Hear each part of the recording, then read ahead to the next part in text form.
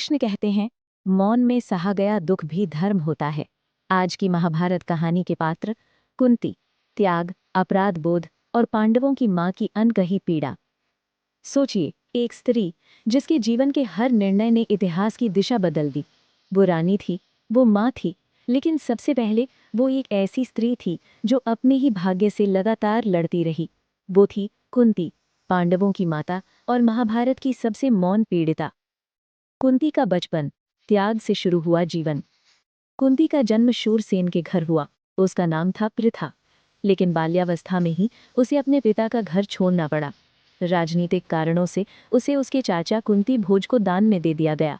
एक बच्ची जिसे ये भी समझ नहीं थी कि त्याग क्या होता है, लेकिन उसका पूरा जीवन त्याग से ही शुरू हो चुका था।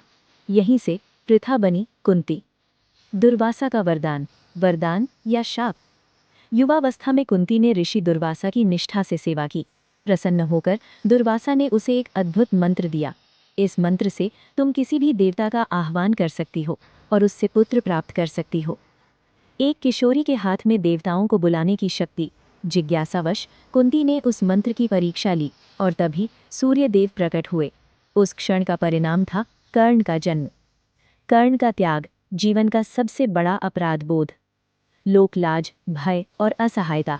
कुंती ने नवजात कर्ण को एक टोकरी में रखकर नदी में प्रवाहित कर दिया। माँ होते हुए भी माँ कहलाने का अधिकार उसने स्वयं से छीन लिया। कर्ण जीवित रहा, लेकिन कुंती का हृदय उसी दिन से हमेशा के लिए अपराध बोध में डूब गया। ये एक ऐसा घाव था जो कभी नहीं भरा। पांडु से विवाह और नियति का खेल।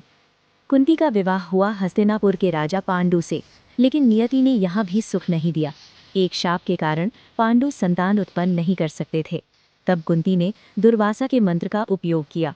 धर्मराज से जन्मे युधिष्ठिर, वायुदेव से भीम, इंद्र से अर्जुन, बाद में माद्री के लिए भी मंत्र का उपयोग हुआ और जन्मे नकुल और सहदेव। कुंती पांचों पांडवों की माता बनी, लेकिन शीघ्र ही उसने अपने पति को खो दिया। विधवा कुंती, जंगल और संघर्ष। पांडु की मृत्यु के बाद कुंती ने सती होने से इनकार कर दिया। उसने मृत्यु नहीं, जीवन चुना अपने पुत्रों के लिए। वनवास, गरीबी, अनिश्चित भविष्य। एक रानी से वो संघर्षरत माँ बन गई। भीम को भूख लगी है, अर्जुन को दिशा चाहिए, युधिष्ठिर को धर्म समझाना है। कुंती हर भूमिका में थी, माँ भी, पिता भी और गुरु भी। द्रौपदी और कुंती की भूल। जब अर्जुन द्रौपदी को स्वयंवर से जीत कर लाए, कुंती ने बिना देखे कह दिया, जो लाए हो सब भाइयों में बांट दो। एक क्षण की असावधानी और द्रौपदी पांचों पांडवों की पत्नी बन गई। ये भी कुंती के जीवन की एक ऐसी भूल थी जिसका बोझ उसने जीवन भर अपने मन में उठाया। कर्ण का सत्य और युद्ध से पहले की पीड़ा। कुरुक्षेत्र युद्ध से पहले कुंती ने कर्ण को सत्य बताया, तुम मेरे पुत्र हो। लेकिन बहुत देर हो चुकी थी। कर्ण ने माँ को पहचाना, लेकिन धर्म और मित्रता नहीं छोड़ी। कुंती ने दो पुत्रों को एक दूसरे के विरुद्ध युद्ध करते देखा। ये पीड़ा किसी भी युद्ध से कहीं अधिक थी। युद्ध के बाद मौन और तपस्या।